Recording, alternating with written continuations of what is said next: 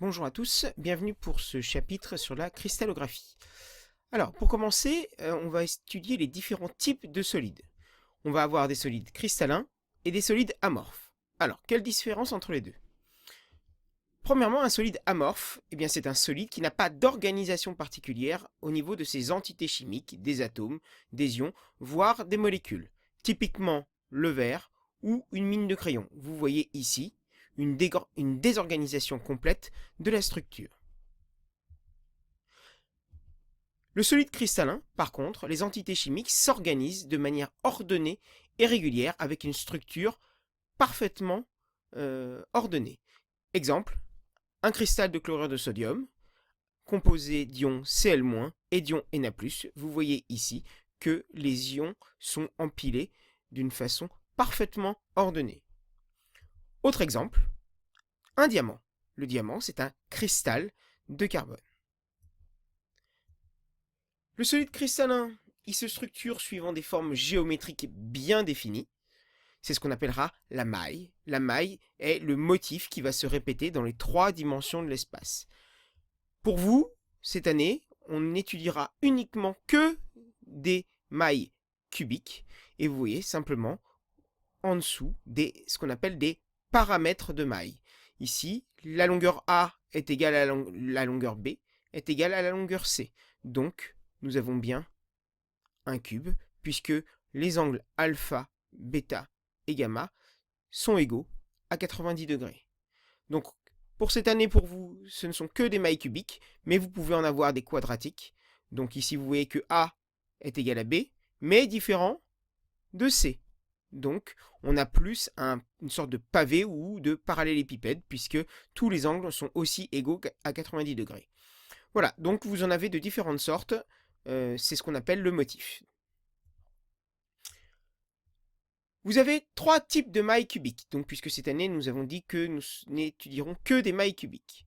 La première, la cubique simple, typiquement le polonium, ici. Vous avez un atome à chaque sommet du cube. Donc, lorsque chaque sommet est occupé par un atome, nous appellerons ça une maille cubique simple ou primitive.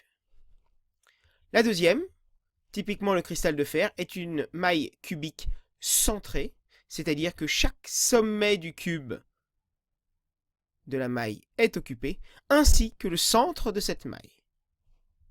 Et enfin, un cristal d'argent, par exemple, a une structure en cubique face centrée, c'est-à-dire que chaque sommet du cube est occupé, ainsi que le milieu de chacune des faces. Alors, qu'est-ce qu'on peut dire sur une maille cristalline? Donc on a déjà dit, c'est la forme géométrique, c'est le motif qui se répète dans toutes les directions de l'espace pour former le cristal. Pour vous cette année, donc encore une fois, ce ne sera que la maille cubique. Par contre, dans cette maille cubique, il va falloir pouvoir compter ou dénombrer le nombre d'atomes que vous avez dans une maille. C'est ce qu'on appelle calculer ou déterminer la multiplicité. Première chose, au niveau de la méthode, vous allez essayer d'empiler dans les 3 dimensions de l'espace des mailles pour voir un petit peu ce que ça peut donner. Donc ici, vous avez 8 mailles, la jaune, la noire, la verte, l'orange, la bleue, la noire en dessous derrière, la rouge et la rose. Et enfin, on va compter à combien de mailles un atome appartient. Donc on va étudier pour l'instant ici l'atome violet qui est au centre des 8 mailles. Justement, vous voyez que cet atome central est partagé donc dans 8 mailles différentes. Les 4 qui sont devant et les 4 qui sont derrière. Donc, comme il est partagé dans 8 mailles, dans une seule maille, il va contribuer ou compter que pour 1/8. D'autres exemples, ici. Donc, on s'est occupé du sommet. Vous voyez que il y a donc 1/8 de cet atome qui est dans une seule maille. Lorsque vous avez un atome qui est au milieu d'une arête, il va compter pour 1/4 parce qu'il est partagé dans 4 mailles différentes. Un atome qui est au milieu d'une face va simplement se partager en 2, dans les 2 mailles qui sont jointes par cette face-là, et donc dans chacune des mailles va compter pour 1,5. Et évidemment, l'atome qui est au centre de sa propre maille va compter pour 1. Donc, un petit comptage dans la cubique simple. Vous voyez donc que vous avez les 8 atomes qui vont chacun compter pour 1/8. Donc, nous allons faire pour compter le nombre d'atomes 8 fois 1/8, ce qui est égal à 1.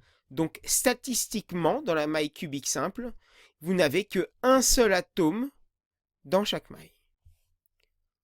Autre exemple, la cubique face centrée. Donc, nous avons toujours nos 8 atomes aux 8 sommets qui comptent chacun pour 1/8. Donc, 8 fois 1/8. Mais en plus, nous avons 6 atomes donc, qui sont chacun au milieu de chaque face, et on a dit que chacun comptait pour 1/2, donc plus 6 fois 1/2. Ici, ça fait 1, ici, ça fait 3. Vous avez donc statistiquement 4 atomes complets dans une seule maille. Maintenant, calculons et réfléchissons à ce qu'on peut appeler la compacité grand C.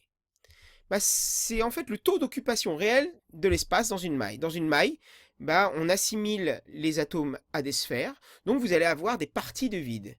Et en fait, la compacité représente le pourcentage, le taux d'occupation occupé par les atomes dans cette maille. Et donc plus vous avez un taux d'occupation, une compacité importante, plus vous allez avoir une maille qui est compacte avec moins de vide.